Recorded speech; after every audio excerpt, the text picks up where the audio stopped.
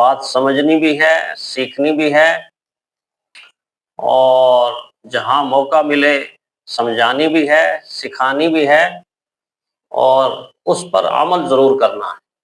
یہ پہلی بات جو میں نے آپ سے عرض کی ہے، اس پر توجہ آپ کی پورے درس کے بعد ہونی چاہیے۔ اس آیت میں ایک ایسے خطرے سے مجھے اور آپ کو آگاہ کیا گیا ہے، اہل ایمان کو آگاہ کیا گیا ہے، اور انسانوں کو آگاہ کیا گیا ہے، جس خطرے کا نقصان اتنا ہے کہ اس نقصان کو لفظوں، حرفوں اور جملوں میں بیان ہی نہیں کیا جا سکتا، اتنا نقصان ہے۔ اور اس نقصان سے اللہ تعالیٰ اس آیت میں آگاہ بھی کر رہے ہیں، اور سورت کے شروع میں، سورہ فلق کے شروع میں یہ تعلیم بھی دے رہے ہیں کہ خود نہیں بچ سکتے، تم خود نہیں بچ سکتے۔ اگر اس نقصان سے بچنا چاہتے ہو تو اللہ کہتے ہیں میری پناہ میں آ جاؤ، میری پناہ میں آ جاؤ۔ اور حضور کو فرمایا کہ آپ کہہ دیں قل اعوذ، اے اللہ میں آپ کی پناہ میں آتا ہوں۔ تو اس سے اندازہ کر لیں کہ کتنا بڑا خطرہ ہے، کتنی بڑی یہ بیماری ہے، کتنی بڑی مرض ہے، مہلک ترین مرض ہے، کہ جس انسان کو لگ جائے وہ خود کوشش کرے بھی تو ہو سکتا ہے کہ اس سے نجات حاصل نہ کر سکے، جب تک اللہ سے توفیق نہ مانگے، اللہ تو توفیق دے دے تو میں اس سے بچ سکتا ہوں۔ اور وہ مرض کیا ہے، وہ خطرہ کیا ہے، وہ نقصان دہ چیز کیا ہے، وہ مہلک ترین بیماری کیا ہے، وہ کہنے میں تو 3 حرفوں کا مجموعہ ہے، حرف چھوٹا سا لفظ ہے، لیکن اس کے اندر چھپی ہوئی وہ نحوست ہے، اور چھپی ہوئی وہ آگ ہے کہ جو آگ دنیا کی آگ کی طرح نظر بھی نہیں آتی، اور وہ آگ ہے حسد کی آگ۔ 3 ہی حرف ہیں حسد کے اندر، ہا ہے، سین ہے، دال ہے، حسد۔ لیکن ایک ایسی آگ اس کے اندر پوشیدہ ہے کہ جو لکڑیوں کو تو نہیں کھاتی، کاغذ کو نہیں کھاتی، در و دیوار کو نہیں کھاتی، کپڑوں کو نہیں کھاتی، ان چیزوں کو نہیں کھاتی۔ یہ اتنی منحوس آگ ہے کہ کھاتی بھی ہے تو انسان کے دل کو کھاتی، انسان کے وجود کو کھاتی، انسان کو اندر سے کھاتی، انسان کے ذہن کو کھاتی ہے، عقل کو کھاتی ہے، دماغ کو کھاتی ہے، حتیٰ کہ اگر کسی کے سینے کے اندر یہ آگ موجود ہو تو ایڑی سے لے کے چوٹی تک اس کے بدن کے روئیں کو متاثر کر دیتی۔ اتنی خطرناک آگ ہے یہ، اتنی خطرناک آگ۔ دنیا کی آگ میں اس آگ میں فرق یہ ہے کہ یہ نہ نظر آنے والی آگ ہے، اور اس فارمولے کے تحت ہم جب دوسری چیزوں کو پرکھتے ہیں تو جو نہ نظر آنے والی چیزیں ہیں ان میں سے اکثر نظر آنے والی چیزوں سے زیادہ طاقتور ہے، زیادہ قوت والی۔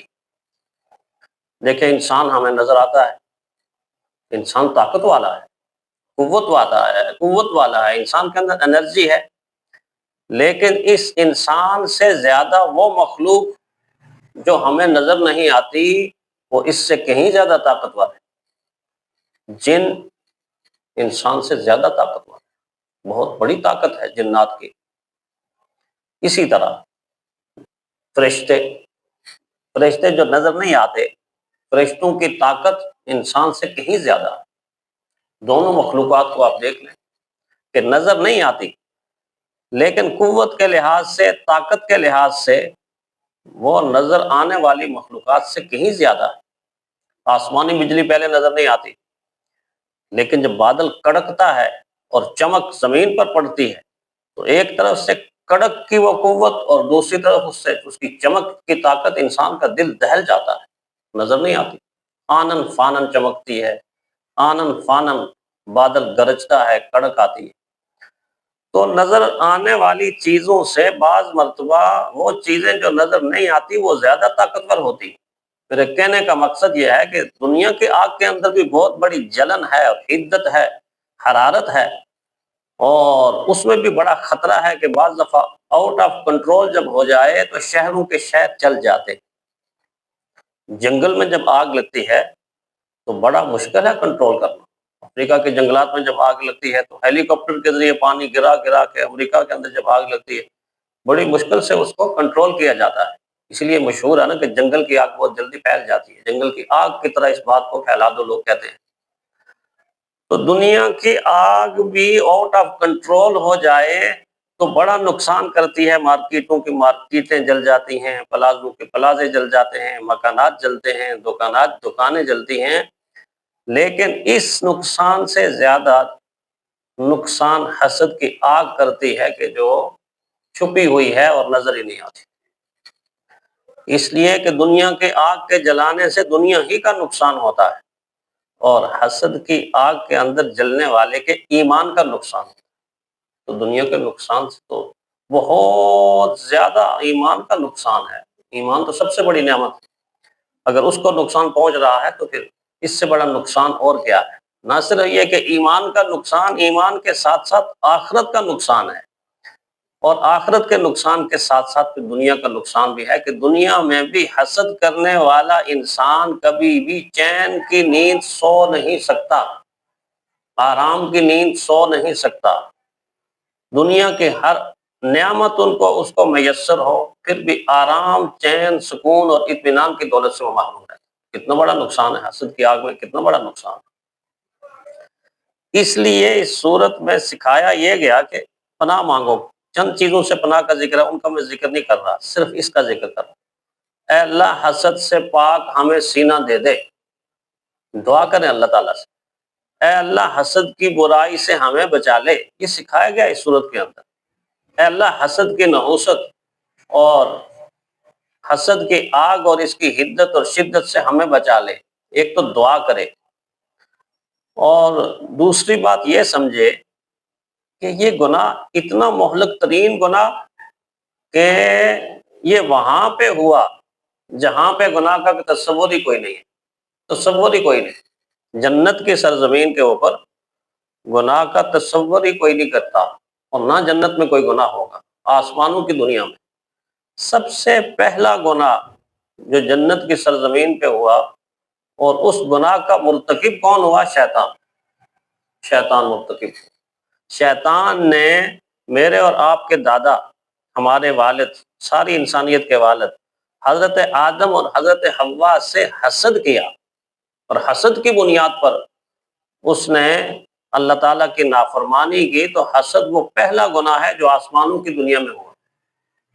اور عجیب اتفاق ہے کہ اس دنیا میں آنے کے بعد بھی سب سے پہلا گناہ جو شیطان نے کروایا وہاں خود کیا، اور یہاں انسان سے کروایا۔ وہ سب سے پہلا گناہ حسد ہی تھا۔ کون سا تھا؟ کہ آدم علیہ السلام کے دو بیٹوں نے دو عمل کیے، قربانی کی، ایک نے جانور کی قربانی کر دی، ایک نے غلہ اللہ کی راہ میں تقسیم کر دیا۔ تو اس وقت قربانی کا رواج یہی تھا کہ جو چیز اللہ کے نام پہ دیتے تھے وہ پتھر کے اوپر رکھ دیتے تھے بلندی پر، آسمان سے آگ آتی تھی، وہ کھا جاتی تھی، تو کہتے تھے ہماری قربانی اللہ کے ہاں قبول ہو گئی۔ اور اگر آگ نہ آتی، وہ چیز ویسے ہی پڑی رہے، پرندے آ کے نوچتے رہیں یا ویسے ہی پڑی رہے، تو کہتے تھے یہ قربانی قبول نہیں ہوئی۔ تو اس وقت عمل کے قبول ہونے نہ قبول ہونے کا نتیجہ سامنے، آنکھوں کے سامنے آ جاتا تھا۔ یہ تو اللہ تعالیٰ کا کرم ہے، ہمارے حضور صلی اللہ علیہ وسلم کی برکت ہے کہ ہماری قربانیاں ہم دیتے ہیں، لیکن پردہ ہے، کس کی قبول ہوئی کس کی نہیں قبول ہوئی یہ ہمیں پتہ نہیں، لیکن اللہ سے امید اللہ قبول کر لے۔ اگر محلے والوں کو آج پتہ چل جاتا نا کہ یہ بلال صاحب نے جو قربانی کی ہے قبول نہیں، تو سارے ان کے دوالے ہو جاتے ہیں، وہ دیکھو جی بلال کی قربانی قبول ہی نہیں ہوئی۔ اللہ کے بڑے اخلاص والے ماشاءاللہ، ایسے مثال دے رہا ہوں۔ تو اللہ تعالیٰ نے ہمارا پردہ رکھا ہوا ہے کہ اللہ قبول کریں گے انشاءاللہ۔ تو حابیل نے بھی قربانی کی، آدم علیہ السلام کے بیٹے ہیں، قابیل نے بھی قربانی کی، آدم علیہ السلام کے بیٹے ہیں۔ ہوا یہ کہ حابیل کے دل کے اندر اخلاص بہت زیادہ تھا، اور قابیل کے دل کے اندر اخلاص نہیں تھا، وہ چاہتا تھا کہ دنیا دیکھے کہ کیا سخاوت ہو رہی ہے، کیا سخاوت ہو رہی ہے۔ تو اللہ تعالیٰ نے جس کے دل کے اندر اخلاص تھا اس کی قربانی قبول کر لی، حابیل کی قبول ہو گئی۔ بس جو ہی قربانی قبول ہوئی تو قابیل نے کہا اچھا اچھا اچھا، یہ بڑا بنا پھرتا ہے، بڑا نیک، بڑا متقی، بڑا صوفی، بڑا پرہیزگار، اس کو میں مزہ چکھاتا ہوں، اس کی قبول کیوں ہو گئی، میری قبول کیوں نہیں ہوئی؟ یہ ہے حسد۔ حسد کی بنیادی تعریف ہی ہے کہ دوسرے کے پاس نعمت دیکھ کر دل کے اندر یہ بات پیدا ہونا، نہیں اس کو کیوں مل گئی ہے، مجھے کیوں نہیں ملی، اس کو ملے نہ ملے مجھے ملنی چاہیے، یہ حسد ہے، یہ حسد۔ تو جب حسد پیدا ہوا پہلا گناہ، تو قابیل اتنا آگے بڑھا۔ اب اس گناہ کی نحوست آپ دیکھیں، جو شروع میں نے کہا کہ نحوست کتنی ہے، کہ ایک انسان کو اتنا برانگیختہ کیا، اتنا غصہ دلایا، اتنا غضب میں وہ انسان آ گیا کہ عقل معوف ہو گئی کہ وہ کر کیا رہا ہے اور کیوں کر رہا ہے، کہ ایک معمولی سی چیز ہے کہ اس کی قربانی قبول ہو گئی اور وہ یہ کہہ بھی رہا ہے۔ یہ قرآن پاک کے اندر کی بات آپ کو بتا رہا ہے، انما یتقبل اللہ من المتقین۔ حابیل اس کو کہہ رہا ہے کہ اللہ تعالیٰ تقوی والوں کی قربانی قبول کرتے ہیں، میرا اس میں کوئی قصور نہیں، یہ کوئی گناہ نہیں کیا، میں نے نیکی کی ہے، میرا اس میں کیا ہے، اور تو کہہ رہا ہے کہ میں تجھے قتل کروں گا، اور قتل کروں گا نہیں بلکہ آگے بڑھ کے اپنے بھائی کو قتل کر دیا، حابیل کو قتل کر دیا۔ اس سے آپ اندازہ کریں کہ حسد کہاں تک انسان کو پہنچاتا ہے، کہاں تک انسان کو پہنچاتا ہے کہ ایک خون آدم علیہ السلام کے بیٹے، نبی کے بیٹے، اور قابیل نے شیطان کے مرغلانے کے اوپر آ کر حابیل کو قتل کر دیا۔ اور پھر اندازہ لگائیں، دوسرے بھی نبی ہی کے بیٹے ہیں، حضرت یعقوب علیہ السلام کے بیٹے، اور یعقوب علیہ السلام کے بیٹوں کے دل کے اندر بھی شیطان نے یہ آگ جلا دی، آگ لگا دی۔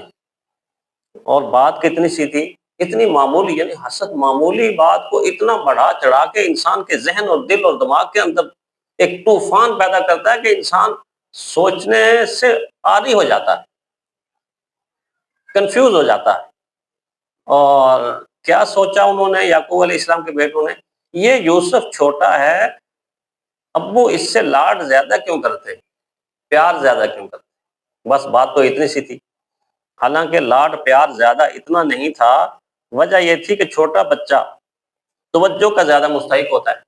اب ایک دیکھیں نا، والدین کا بیٹا ایک شادی شدہ ہے تو اس کے والدین اتنی پرواہ نہیں کرتے، نوکری پہ گیا ہوا ہے، آ جائے گا ٹھیک ہے، لیکن چھوٹا بچہ ہے، اس کو دودھ بھی پلائیں گے، اس کی صفائی کا ستھرائی کا خیال رکھیں گے اور اس کا دھیان رکھیں گے، تو دھیان چونکہ زیادہ رکھتے تھے، پیارا بھی تھا ظاہر ہے، لیکن دھیان زیادہ رکھنے کی وجہ سے وہ کہتے ہیں ہر وقت اسی کے طرف دیکھتے ہیں، اسی کو پاس بٹھایا ہو گیا، باہر نہ جانا، یہ ہو جائے گا، وہ ہو جائے گا، حفاظت بھی اس کی، پیار بھی اس کے ساتھ، اس کے ہوتے ہوئے تو ہمارے ابو ہم سے پیار نہیں کریں گے، یہ تو ہماری راہ میں رکاوٹ ہے، یہ تو ہماری راہ میں رکاوٹ ہے۔ اتنی سی بات کو شیطان نے کتنا بڑھا دیا کہ اپنے ہی بھائی کو بہانے سے لے جا کے کس میں پھینک دیا، آپ جانتے ہیں، کنویں کے اندر پھینک دیا۔ انتقال بھی ہو سکتا تھا لیکن اللہ کی قدرت سے بچ گئے۔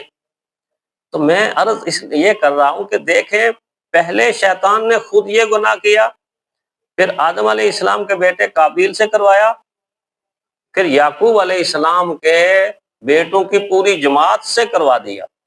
یہ میں اس لیے عرض کر رہا ہوں انبیاء کے حوالے سے، تاکہ ہم اپنی طرف دیکھیں کہ ہماری تو حیثیت ہی کوئی نہیں ہے، ہماری تو حیثیت ہی کوئی نہیں ہے، ہمیں تو چند سیکنڈ کے اندر شیطان حسد میں مبتلا کر دیتا ہے، شیطان حسد کے اندر مبتلا کر دیتا ہے۔ ایسا گناہ کہ جب انسان کے دل کے اندر آتا ہے نا، تو اس کی نحوست چہرے سے ٹپکتی، چہرے سے ٹپکتی۔ حسد کرنے والے انسان کے چہرے کے اوپر کبھی نور موجود نہیں ہوگا، نیکی کی روشنی موجود نہیں ہوگی، ہاں حسد کی نحوست ضرور ٹپک رہی ہوگی، چہرے سے پریشان پریشان پریشان لگے گا، نیکی کے نور سے خالی ہو جائے گا، اور چہرے کا یہ حال ہوگا، دل کا یہ حال ہوگا کہ دل سے ایمان کی روشنی مندم پڑ جائے گی، معرفت کی روشنی مندم پڑ جائے گی، محبت اور چاہت اور الفت جیسی عظیم اور بہترین صفات نکل جائیں گی۔ تو اس انداز سے اگر ہم اس چھوٹی سی آیت، مختصر سی آیت کے اس مختصر سے لفظ کو دیکھیں اور دیکھنے کے بعد سمجھیں کہ اللہ ہم سے کیا کہہ رہے ہیں، اللہ جل شانہ کی منشا کیا ہے؟ اللہ چاہتے ہیں کہ میرا آپ کا سینہ، میرا آپ کا دل، اہل ایمان کا دل اس منحوس آگ سے پاک ہو جائے اور ایمان کی روشنی سے روشن۔ اب کیسے پاک ہوگا؟ ایک تو میں نے کہا کہ اللہ سے توفیق مانگے، دوسرا اللہ کے نبی کی حدیث دیکھیے کہ خطرے سے کیسے آگاہ کرے۔ خطرہ یہ بھی سامنے فرمایا ایاکم والحسد فإن الحسد یأکل الحسنات کما تأکل النار الحطب۔ لوگو اب دیکھیں حضور کس طرح حسد کی آگ سے بچو، یہ نہیں کہا کہ حسد سے بچو، باقاعدہ آگ کہا ہے، حسد کی آگ سے بچو، کیونکہ حسد کی آگ انسان کی نیکیوں کو اس طرح کھا جاتی ہے کہ جس طرح آگ لکڑی کو کھا کر خاک بنا دیتی ہے۔ ایک انسان کتنے سال نیکیاں کرتا ہے، نمازیں پڑھتا ہے، روزے رکھتا ہے، صدقہ کرتا ہے، خیرات کرتا ہے، ذکر کرتا ہے، تلاوت کرتا ہے، بڑی نیکیاں، لیکن اگر حسد دل کے اندر موجود ہے تو وہ نیکیوں کو جلا کر راکھ بنا دے گا تو کتنا بڑا نقصان ہے۔ تو نمازیں پڑھنی آسان ہے، فجر کی نماز دیکھیں نا، انسان اٹھتا ہے، ٹھنڈے پانی سے وضو کرتا ہے اور نیند کو قربان کرتا ہے، تھکاوٹ بعض دفعہ ہوتی ہے، تھکاوٹ کو ترک کر کے نماز پڑھتا ہے، بڑی قربانیوں کے بعد عبادت ہوتی ہے۔ روزے کی عبادت مشکل عبادت ہے، حج کی عبادت مشکل عبادت ہے، عبادت میں تو مشکلات ہی مشکلات ہے، مشقت ہے۔ اتنی مشقتیں برداشت کرنے کے بعد بھی اگر انسان حسد کی تیلی لگا کر اپنے سارے ذخیرے کو اور نیکیوں کو ضائع کر دے تو اس سے بڑا محروم انسان کون ہے؟ اس سے بڑا محروم انسان کون سا؟ میں حسد کی مثال بعض دفعہ دیتا ہوں کہ حاسد انسان کی مثال ماچس کی تیلی کی طرح، ماچس کی تیلی کی طرح، ماچس کی تیلی کا سر ہوتا ہے لیکن عقل نہیں ہوتی، ایک بات یہ۔ دوسرا یہ ہے کہ ماچس کی تیلی کے سر کے اندر آگ چھپی ہوتی ہے، باہر سے تو بڑی خوبصورت نظر آتی ہے، خوبصورت، لیکن یوں ہی آس ایسے کریں گے، یوں رگڑیں گے اس کو تو آگ بڑک اٹھے گی۔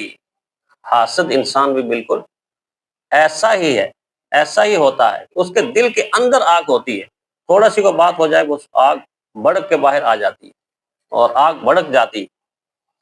تو بلکہ اس کے بارے میں میں نے ایک جملہ بھی کہا کہ حسد کی آگ ہنڈیا پکاتی رہی، تیرے سینے کو کوئلہ بناتی رہی، تو بھی ماچس کی تیلی بنا رہ گیا جو کہ خود جل کے سب کو جلاتی رہی، خود جل کے سب کو جلاتی رہی۔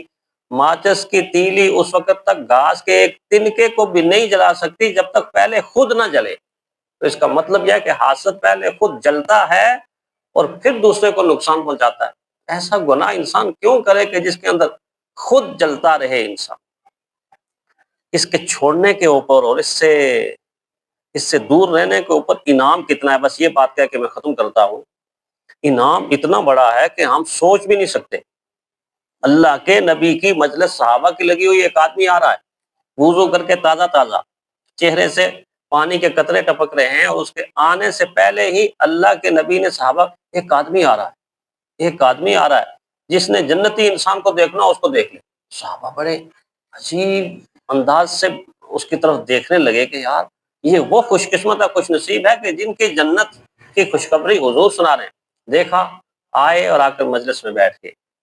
دوسرے دن بھی ایسا ہی ہوا، وضو کر کے آئے تو اس سے پہلے حضور نے بتایا ایک آدمی آ رہا ہے جس نے جنتی انسان کی زیارت کرنی ہے، اس کو دیکھ لیں۔ دوسرے دن، تیسرے دن بھی ایسا ہی ہوا۔ آپ اندازہ کریں کہ کتنا خوش قسمت خوش نصیب انسان ہوگا کہ جس کے بارے میں 3 دن مسلسل آمنہ کے لال نے جنت کی خوشخبری دے دی۔ تب عمر بن عاص رضی اللہ تعالیٰ عنہ کے ذہن میں یہ بات پیدا ہوئی کہ میں دیکھوں تو صحیح آدمی کرتا کیا ہے کہ اس کے بارے میں حضور 3 مرتبہ جنت کی خوشخبری دے چکے ہیں۔ تو پیچھے پیچھے چلے گئے۔ مجلس جب ختم ہوئی تو کہنے لگے میں آپ کا مہمان بننا چاہتا ہوں، 1-2 دن آپ کے ساتھ رہنا چاہتا ہوں۔ اس نے کہا ٹھیک ہے رہو۔ رہا جا کے گھر میں اور چیک کرتا رہا، کرتا کیا ہے، یہ تہجد کے وقت کس وقت اٹھتا ہے، اور یہ فلاں عمل کیسا کرتا ہے، اور جو اعمال ہم کرتے ہیں اس سے اضافی عمل یہ کیا کرتا ہے۔ تلاوت تو ہم بھی کرتے ہیں اور سخاوت تو ہم بھی کرتے ہیں، تہجد اور یہ نوافل وغیرہ ہم بھی پڑھتے ہیں، نماز ہم بھی پڑھتے ہیں، میں دیکھوں اضافی عمل کیا کرتا ہے۔ 1-2 دن دیکھا تو دیکھنے کے بعد اجازت چاہی تو کہنے لگے کہ میں نے آپ کو چیک کیا ہے، دیکھا ہے، لیکن آپ کے اندر، آپ کی زندگی میں کوئی ایسا عمل نہیں دیکھا کہ جو ہماری زندگی میں موجود نہ ہو، لیکن حضور نے آپ کے بارے میں 3 مرتبہ جنت کی بشارت دی تھی، تو مجھے سمجھ نہیں آ رہی کہ یہ معاملہ کیا ہے۔ تو اس وقت اس نے عرض کیا کہ معاملہ اصل میں یہ ہے کہ اور کوئی عمل تو مجھے اپنا یاد نہیں، ایک بات مجھے اپنی یاد ہے کہ میرے سینے کے اندر، میرے دل کے اندر کسی انسان کا حسد موجود ہے، حسد موجود نہیں ہے۔ ہاں، کتنی بڑی بشارت ہے، کتنی بڑی بشارت ہے۔ اور ایک بات میں نے پڑھی کہ موسیٰ علیہ السلام جب کوہ طور پر گئے تو اللہ تعالیٰ نے ان کو ایک ایسا انسان دکھایا کہ جس انسان کے بارے میں اللہ نے کہا یہ میرے عرش کے سائے کے نیچے یہ انسان ہے۔ تو بڑے تڑپ اٹھے، اللہ اتنا نیک، اتنا متقی، اتنا پرہیزگار، یہ کون ہے، اس کا نام کیا ہے؟ تو اللہ تعالیٰ نے فرمایا نام بتا دوں یا کام بتا دوں؟ اللہ جی کام ہی بتا دیں، یہ کیا کام کرتا ہے، کیا عمل کرتا ہے؟ تو اللہ تعالیٰ نے 3 کام بتائے کہ اس کے 3 کام مجھے بہت پسند ہیں۔ ایک تو یہ ہے کہ یہ کبھی بھی والدین کی نافرمانی نہیں کرتا۔ دوسرا کام بتایا کسی انسان کی یہ چغلی نہیں کھاتا۔ اور تیسرا کام بتایا، فرمایا اس کے سینے کے اندر کسی کا حسد موجود ہے۔ تو جس کا سینہ حسد سے پاک ہو وہ عرش کے سائے کے نیچے ہے۔ اور آخری بات، اب آپ بعد میں کہیں گے قاری صاحب نے حسد کی نحوست بھی بتا دی، خطرناکی ہولناکی بھی بتا دی، اور نقصان بھی بتا دیا، علاج نہیں بتایا۔ تو آپ کسی حکیم کے پاس جائیں تو ایسے آپ کی نبض پکڑ کے بتائے اچھا جی یہ ہے، آپ کے گردے بھی ٹھیک ہیں اور آپ کا ماشاءاللہ نظام انہضام بھی ٹھیک ہے، پیٹ بھی ٹھیک لگتا ہے، اور کرتے کرتے بتائے جی آپ کو بس وہ تھوڑی سی ڈپریشن ہے، بس یہ بتا دے، اور اس کے بعد وہ کہ ٹھیک ہے چلے جاؤ، تو آپ نے اچھے حکیم صاحب ہیں، بیماری پکڑ تو لی ہے انہوں نے، لیکن پکڑنے کے بعد مجھے بتایا نہیں اب یہ ڈپریشن کم کیسے ہوگی، کم کیسے ہوگی۔ تو آپ نے بھی ایسا ہی کہنا ہے۔ تو اس لیے میں نے ایک علاج تلاش کیا ہے، اور تلاش کہاں سے کیا ہے؟ یہ حسد کے لفظ کے اندر سے میں نے تلاش کیا۔ حسد شروع میں نے بتایا نا، ہا سین اور دال، اگر اس لفظ کے ہر حرف کو الگ کر لیا جائے اور ہر حرف سے ایک کام لیا جائے تو حسد کی بیماری سے میں آپ نجات پا سکتے۔ ہا کو اللہ کی حمد میں تبدیل کر دیا جائے، حمد میں، اللہ کی تعریف، اللہ کی حمد، اللہ کی تعریف، اللہ کی حمد، اللہ کا ذکر، اللہ سے دھیان، دل کو اللہ کے ساتھ لگا دیا جائے، دو دل اللہ کے ساتھ لگے گا، اس کے اندر حسد کی آگ جل ہی نہیں سکتی، حسد کی آگ جل ہی نہیں سکتی۔ تو پہلا علاج حسد کی ہے ہر وقت اللہ تعالیٰ کا ذکر، اور ذکر وہ ہے جو ہر کام کے ساتھ آپ کر سکتے ہیں۔ باقی جتنے کام ہیں وہ اپنے کام کے ساتھ نہیں کر سکتے۔ آپ کھانا کھا رہے ہیں تو نماز کیسے پڑھیں گے؟ نہیں پڑھ سکتے نا۔ آپ پانی پی رہے ہیں تو پانی پیتے ہوئے آپ دوسرا کوئی عمل نہیں کر سکتے، لیکن ذکر ایک ایسا اور حمد ایک ایسی گویا اللہ تعالیٰ کی عطا ہے کہ آپ کھاتے ہوئے بھی کر سکتے ہیں، پیتے ہوئے بھی کر سکتے ہیں، آتے جاتے، چلتے پھرتے، اٹھتے بیٹھتے، حتیٰ کہ وضو کے ساتھ، بغیر وضو، ہر حال کے اندر آپ ذکر کر سکتے ہیں۔ اللہ کا دھیان دل کے اندر ہوتا ہے، زبان سے ہوتا ہے۔ تو پہلی ہا بتا رہی ہے کہ اللہ کی حمد کرنے والا حسد سے پاک ہو جائے گا۔ دوسری چیز ہے کیونکہ حسد ہوتا ہے لوگوں کی نعمتیں دیکھ کر، یہ اتنا بڑا علم اللہ نے اس کو عطا کر دیا، مجھے کیوں نہیں ملا؟ اتنا بڑا بنگلہ اس کو مل گیا، مجھے کیوں نہیں ملا؟ اتنی بڑی گاڑی اس کو مل گئی ہے، مجھے کیوں نہیں ملی؟ اس کو اولاد مل گئی، مجھے، نعمتوں کو دیکھ کے۔ تو نعمتوں کو دیکھ کے جب حسد پیدا ہوتا ہے، اگر سین کو ہم سخاوت میں بدل دیں گے کہ ہم تقسیم کرنا شروع کر دیں، جو انسان سخاوت کرتا ہے وہ کبھی بھی حاسد نہیں ہوتا، سخی دریا دل ہوتا ہے۔ تو دریا دل للچائی ہوئی نگاہوں سے کسی کی نعمت کو نہیں دیکھتا، ہاں اس نظر سے دیکھتا اللہ کتنا خوش نصیب یہ بنایا ہے تو نے، اتنی بڑی حویلی اس کو دے دی، ماشاءاللہ گاڑی بھی دے دی، دنیا کی نعمتوں کی بات کرتا ہوں، اچھا اتنا بڑا کاروبار بھی دے دیا، اللہ اس کے کاروبار میں برکت دے دے، اللہ تو مجھے بھی دے دے، اپنے لیے بھی مانگ لے کوئی۔ تو سخاوت میں، سین کو سخاوت میں بدل دیں۔ اور جو آخری دال ہے وہ شروع میں نے اشارہ کیا کہ اللہ یہ کہتا ہے کہ جب تک تم مجھ سے دعا نہیں مانگو گے اس وقت تک تم بچ نہیں سکتے حسد سے۔ تو حسد کے لفظ میں 3 حرف تھے، تینوں میں نے علاج بتا دیا، اور مختصر کر کے میں نے جو بات ہو سکتی تھی ایک ہفتے کے درس، 8-10 درس میں جو بات ہو سکتی تھی، میں نے کچھ تھوڑا سا خلاصہ، نچوڑ اور عرق نکال کے آپ کے سامنے پیش کر دیا ہے۔ اب نیت ہم یہ کریں کہ حسد کو اپنے سینے میں آنے نہیں دیں گے، ساس بھی یہی نیت کرے اور بہو بھی اگر کر لے تو بس ہمارے گھر جنت کے گہوارے بن جائیں گے۔ اللہ تعالیٰ ہمیں ایسا ہی کرنے کی توفیق عطا فرمائے۔